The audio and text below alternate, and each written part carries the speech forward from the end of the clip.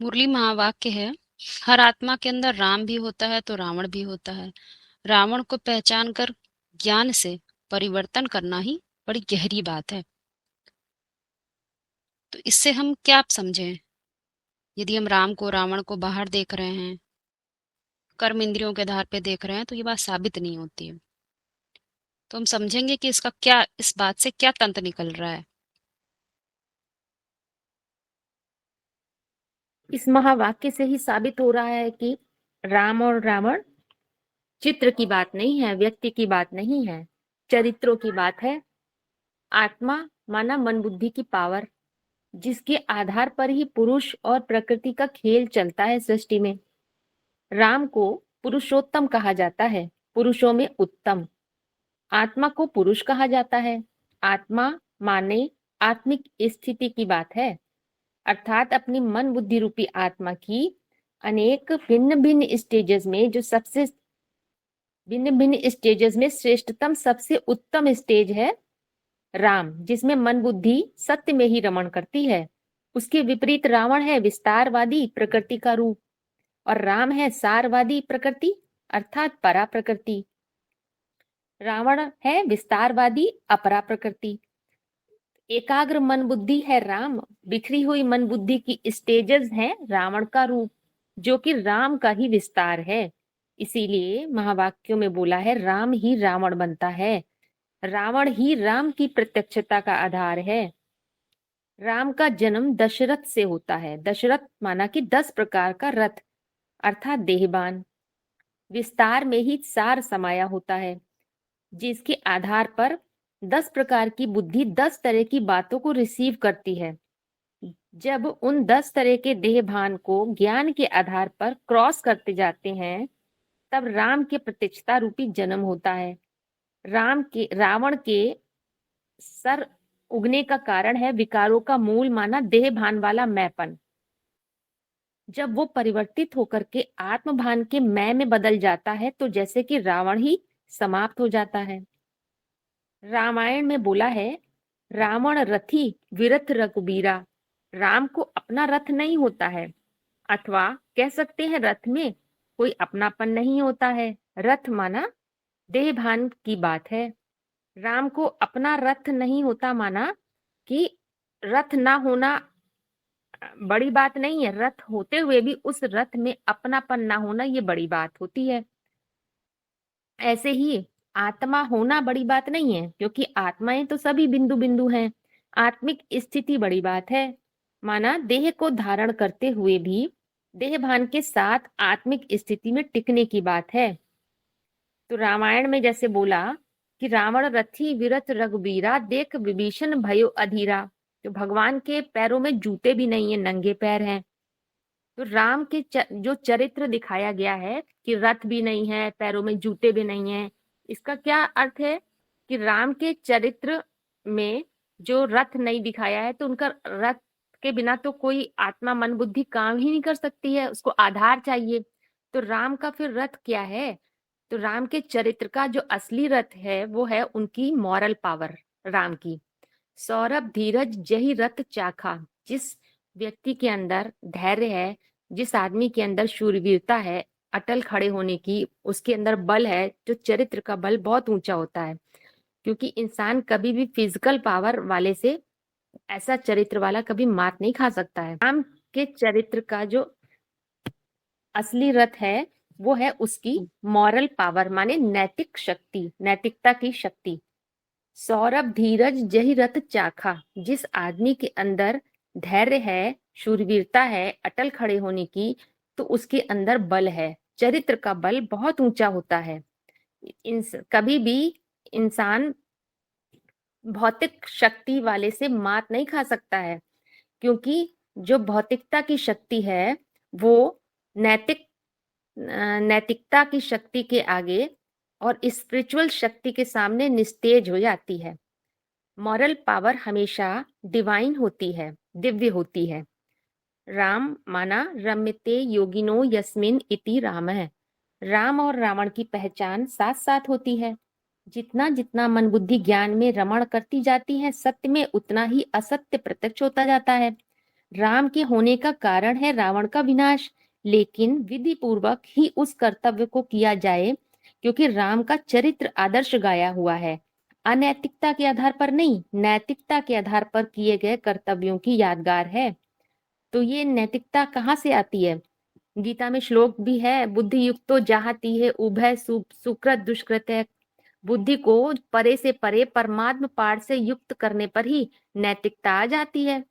माना जब ज्ञान चिंतन मंथन के चिंतन मंथन करते करते परिपक्व स्टेज पर पहुंचता है, मेल वर्जन संपन्न हो जाता है और वो परे से परे पाठ की स्मृति आ जाती है, बुद्धि उससे युक्त हो जाती है, तो नैतिकता आ जाती है, विवेक जागृत हो जाता है।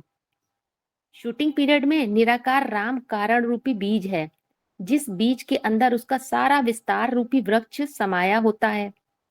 द्वैतवादी परिभाषा के आधार पर कभी परिवर्तन नहीं हो सकता है, क्योंकि रावण है विस्तारवादी प्रकृति का रूप जो कि ड्रामा के अंदर है। द्वैतवादी परिभाषा वहां काम कर रही है।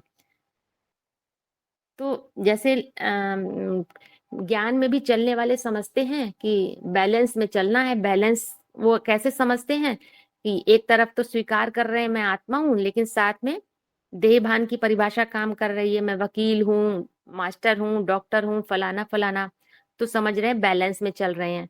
लेकिन सार और विस्तार तो साथ साथ चल नहीं सकता है। बैलेंस तो तब कहेंगे कि मन बुद्धि केंद्रित रहे और उसके आधार पर हर घटना का हम अवलोकन कर सकते हैं, क्योंकि केंद्रित मन बुद्धि ही राम है। जब तक राम की पहचान नहीं हुई है, मुकर्रर रथ की पहचान नहीं हुई, तो विस्तारवादी प्रकृति कार्य कर रही होती है। अपरा प्रकृति माना कि देहभान है, तब तक दोष दृष्टि होती है, बाहर की ओर अंगुली उठती है तो पर को दोषी समझते हैं। तो माना जब तक रावण का पुतला जला रहे हैं तो साबित होता है रावण को मान तो लिया है, लेकिन अभी जाना नहीं है। जाना ही नहीं, पहचाना ही नहीं, तो रावण माना रुलाने वाले का परिवर्तन कैसे करा जा सकता है? और जानना होता है ज्ञान के आधार पर। ज्ञान माना कि जानकारी, ज्ञान माना ही बाप की पहचान, बीज की पहचान। जब बीज की पहचान होती है तब पता चलता है कि राम मुझ बीज रूप आत्मा की ही मन बुद्धि की एकाग्र स्थिति है, केंद्रित मन बुद्धि की स्थिति है, और रावण भी मुझ बीज रूप आत्मा की आत्मा की अनेक मतों में प्रभावित बुद्धि की स्थिति है। लेकिन जो बीज रूप स्टेज का पुरुषार्थी होगा वो तो मूल को पकड़ेगा, अर्थात किसी भी परिस्थिति का कारण स्वयं में खोजेगा, पर में नहीं देखेगा। अब उसका ध्यान प्रकृति की ओर नहीं जाएगा, पर की ओर नहीं जाएगा। मान लो किसी ने क्रोध किया तो वो सोचेगा कि इस क्रोध के पीछे मेरे अंदर क्या कामना छुपी हुई थी जिसकी वजह से हमको दुख हुआ। अगर बीज रूप स्टेज का पुरुषार्थी नहीं है तो किसी के क्रोध करने पर हमको भी दुख होगा। लेकिन जो पुरुषार्थी है तो वो सोचेगा कि इसने क्रोध किया तो हमें दुख क्यों हुआ, इस जरूर मेरे अंदर कोई कामना छुपी हुई है तो जिसके वजह से हमको दुख हुआ। तो अगर उसको मूल में को पकड़ने की टेंडेंसी उसने डेवलप कर ली है, सार को देखने की, तो ये हो गया रावण की नाभि में तीर मारना, क्योंकि वो अमृत समान हो गया। स्वयं में कमी कमजोरी को देखना, स्वयं को ही कारण रूप समझना, जिसके कारण अब उसको अनिश्चय रूपी मौत कभी नहीं हो सकती है। बीज में जो कमी कमजोरी होती है वो माया का रूप है, और वही जब विस्तार को पाती है देहभान के कारण, तो वो रावण का रूप हो गया जो रुलाने के निमित्त बनती है। जब राम होता है तो रावण नहीं होता है, रावण होता है तो राम नहीं। लेकिन शूटिंग पीरियड में दोनों की पहचान होती है, क्योंकि विस्तार में ही सार समाया होता है। विस्तारवादी दुनिया में रहते हुए जितना जितना शाश्वत सत्य कि मैं आत्मा हूं, देह नहीं, इस बात पर निश्चय बुद्धि बनते जाते हैं, उतना रावण के सिर काटते जाते हैं। रावण के सिर क्या है? जो भांति भांति के क्वेश्चन उत्पन्न होते हैं देहभान के आधार पर, क्यों, क्या, कैसे, जितना जितना उसको सॉल्व करते जाते हैं वो फिर पैदा हो जाते हैं। तो उसका कारण क्या है?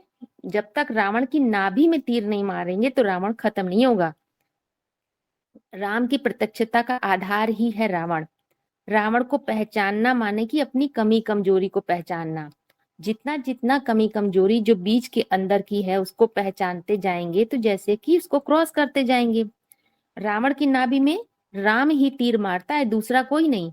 माना अपनी मन बुद्धि रूपी आत्मा के अंदर की जो कमी कमजोरी है वो कोई दूसरा नहीं दूर कर सकता है, स्वयं ही उस आत्मा के, क्योंकि आत्मा स्वयं का मित्र है और स्वयं का शत्रु, गीता में बोला है।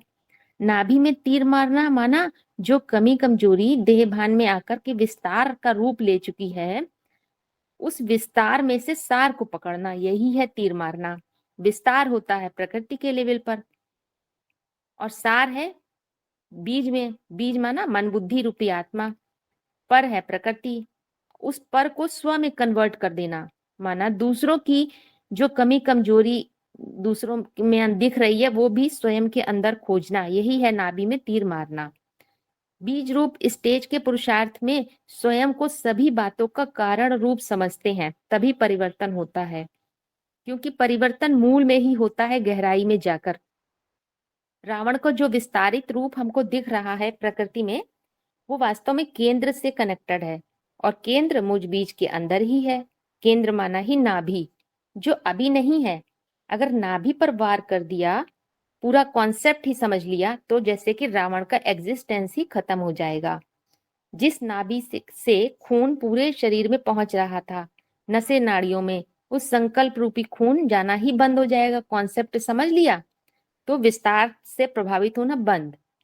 तो इस तरह से राम और रावण के अस्तित्व को समझ सकते हैं, चरित्र को समझ सकते हैं कि कैसे परिवर्तन होगा।